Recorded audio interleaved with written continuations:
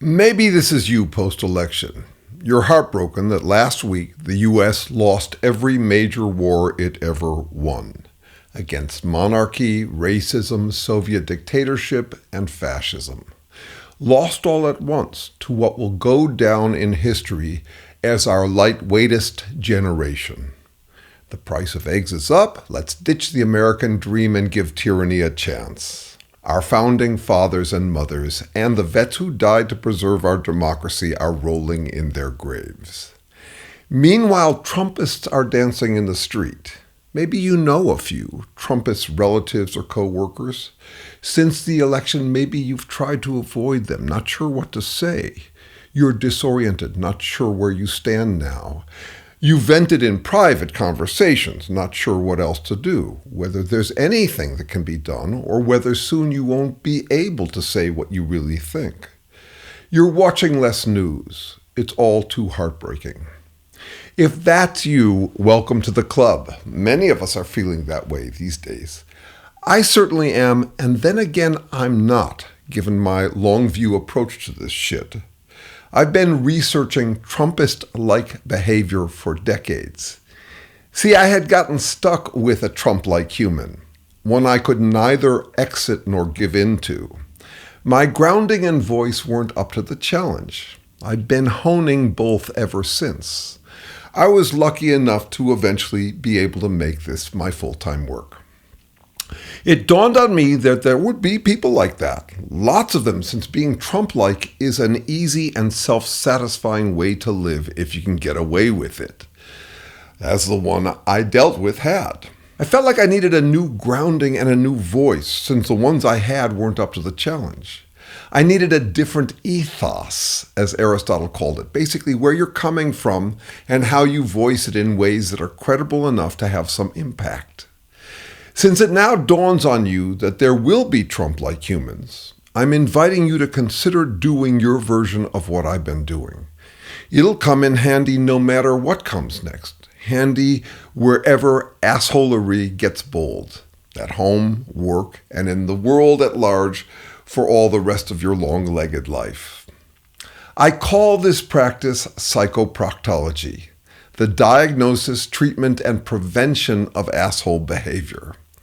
I gave psychoproctology a light name for a heavy topic because you shouldn't take yourself too seriously in this very serious line of research. I'm a specialist, not an expert on assholery. Claiming to be an expert is dangerous. Indeed, all assholes claim to be experts on who's an asshole. Trump, for example, is confident that everyone who disagrees with him is an asshole. Psychoproctology is like criminology, though not about lawbreakers, but about assholery. It's like being an ethicist, but not about how everyone should live, but about how no one should get away with living if we can help it. I'm not interested in what everyone should do to live up to my ethical standards. I mean, look around. Such a diversity of decent ways to live. I'm focused on this. In a free, adaptive society, you don't get to tell folks how they should live, but you still have to prevent assholery, or it won't remain a free, adaptive society. In this new series, I'll describe how I practice psychoproctology, not that mine's the only way. I dedicated my book, What's Up with Assholes, to future psychoproctologists who will do a better job than I have at this practice. I hope you'll become one of them, whatever else you do. It is a practice. It takes ongoing practice. It takes discipline because there are plenty of tempting ways to escape the hard questions that are now way up in our faces. By the way, my book is available for free as audio on YouTube. Here. And I'd be happy to send it to anyone as a PDF too. Just email me. I hope you'll email me also if you're interested in joining a free psychoproctology study group I'm about to start. I've almost got a quorum. Look, I'm sure you have a lot on your plate. No fun to have to take on this challenge on top of everything else on your overstuffed to-do list. It's like discovering some unwanted chore just to return things to some semblance of normalcy. Apparently, some semblance of normalcy from now on requires that we all get better at spotting and stopping assholes without becoming one in the process. And the stuff I'm talking about will come in handy no matter what happens next. So consider it despite there being easy alternatives like reading inspirational memes encouraging you to double down on your intuitive grounding and voice, or like giving up because it's hopeless. On doubling down, consider this. At first, Harris hoped she could ignore Trump's tired old playbook. It was a reasonable guess at the time. She just resonated toward the center of her base. I'm guessing her platform was unsatisfying to you in this or that way, but you didn't want to be naive about it. You live in a country of roughly 350 million diverse people. She tried to be enough for enough of us. Turns out she wasn't. Alas, our tired old playbook isn't working like we hoped it would. Some of my best friends from my old hippie days are doubling down on the old tired playbook. It's like I want to change the hearts of bad people who robotically hurt others, but I never want to ever offend them because it's immoral to hurt anyone ever. But I don't want to feel like a wimp about it, so I claim that hurting people's feelings never motivates them to change. People only respond to rewards. They never respond to punishments. So hurting their feelings is not just immoral, it's a bad strategy. That's what I tell myself to keep from hurting their feelings. What I really mean is that I'm afraid that if I hurt them, they'd hurt me back.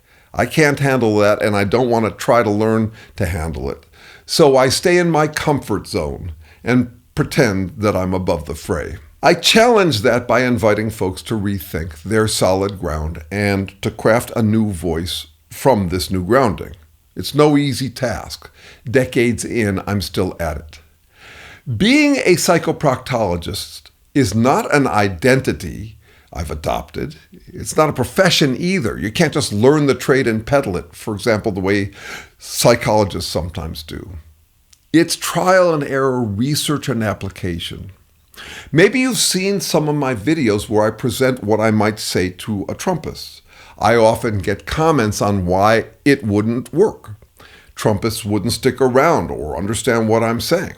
They're right about that. It's me researching my grounding so I can improvise my voice on the fly in conversations with Trumpists. I'm a jazz musician on the side. That's what we do. We ground ourselves in what we call woodshedding, going out to the woodshed to research and develop our grounding so that when we're on stage and it's our turn to solo, we can improvise without losing our bearings. My video voices are me woodshedding, so when I deal with them, I can improvise my voice. Okay, so psychoproctology, the diagnosis, treatment, and prevention of assholery. I have a motivating question about each of those three topics. About diagnosis, my motivating question is, what is a butthead? Since it can't just be whoever I butt heads with. About treatment, my motivating question is how to humbly humiliate humans who will say and do anything to avoid human humility. About prevention, my motivating question is how to both exercise and regulate our universal, natural human compulsion to be an asshole, if we can get away with it. In future videos, I'll say more about each of these and describe some of the escape hatches you have to keep closed if you're going to corner yourself with these questions. Here are some initial escape hatches. Perhaps you feel like you don't have the compulsion to be an asshole, like you're nowhere near Trump-like behavior. Maybe you even feel like egotism is beneath you, which is ironic. I doubt it is, and I sure wouldn't put it past me to be an asshole. One can escape this line of research by declaring that everyone's an asshole, that no one is, or that others are, but you're not. Psychoproctology's deliberation requires that you deliberate yourself, unfree yourself from escaping down those hatches. I'm convinced that we're all human, even the assholes. I'm convinced that anyone can become an asshole, including me. So I'm burdened by this psychoproctology paradox. There are two kinds of people, those who do and those who don't recognize that we're all the same. I'm both.